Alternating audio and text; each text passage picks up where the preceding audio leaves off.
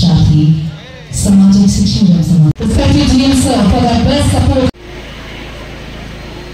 Report সেখানে বলেছে যে প্রায় 64% মানুষ এই সোশ্যাল অ্যাক্টিভিটির সাথে যুক্ত।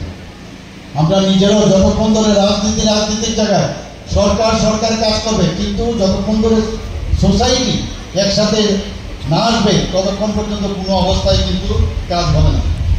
উনি এটাও বললেন যে ইমার্জেন্সি বিষয়ে যে কালো দিনগুলোর কথা উনি বললেন এবং সেটা 50 বছর সেটা পূর্ণ হয়েছে। 50 বছর পূর্তি উপলক্ষে সমস্ত ভারতবর্ষে আমরা ডার্কেস্ট ডে হিসাবে আমরা পালন করেছি। সেই বিষয়েও আমরা তৎকালীন যে প্রধানমন্ত্রী ইন্দিরা গান্ধী ন্যায়নায়কত্ব এবং সংবিধানকে যে কুঠারাঘাত করেছে সেই বিষয়েও কিন্তু আমরা সবাই জানি। সেই বিষয়টা আজকে উনি বললেন। আর এরকম দিন আর যাতে কোনো সময় না আসে সেই বিষয়েও আমরা সব জায়গায় আমরা এই বিষয়গুলো নিয়ে আলোচনা করেছি। আজকে বোডোল্যান্ডের বিষয়ে বলা হয়েছে, যেখানে একটা আসামের বোডোল্যান্ড যেখানে আগে উগ্রবাদী একটা আতঙ্কগড় ছিল, সেই জায়গায় এখন স্পোর্টসের বিষয় চলে আসছে। ত্রিপুরাতেও আমরা দেখেছি, ত্রিপুরাতেও আমরা যে উগ্রবাদীর দ্বারা আমরা আক্রান্ত হয়েছি, আজকে সেখানেও আমরা বলতে পারি যে সারেন্ডার হওয়ার পর যারা এনএলএফটির বাকি অংশ ছিল, এটিডিএফ এর যারা বাকি অংশ ছিল, আজকে আমরা বলতে পারি যে ত্রিপুরা টেররিস্ট মুক্ত ত্রিপুরা, সেটা আজকে বলার অপেক্ষা রাখে না। স্থাপন হল মানে আপনারা শুনে খুশি হবেন যে এখানে প্রায় এই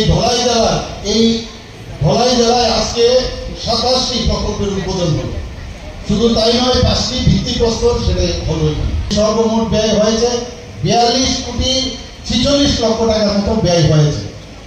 বন্ধুগণ, আপনারা শুনে এটাও খুশি হবেন যে বিভিন্ন জায়গায় সারা ত্রিপুরাতে আমি ঘুরি। এই 1 জানুয়ারি 2025-এর বাকি আগের কথা ভুলে যান।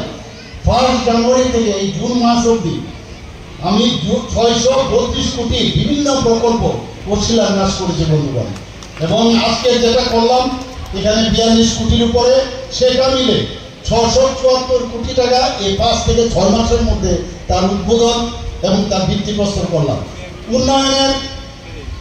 আমাদের উন্নয়ন সীমাহীন আমরা জানি। মাননীয় প্রধানমন্ত্রীজি বারবার বলছেন যে মানুষের জন্য কাজ করতে হবে, কাজে উন্নয়নের যে ধারাবাহিকতা সেটা আমাদের এই ভারতীয় জনতা পার্টি নেতৃত্বাধীন সরকার আসার পর উন্নয়ন কাকে বলে সেটা কিন্তু আমরা দেখাতে পারছি।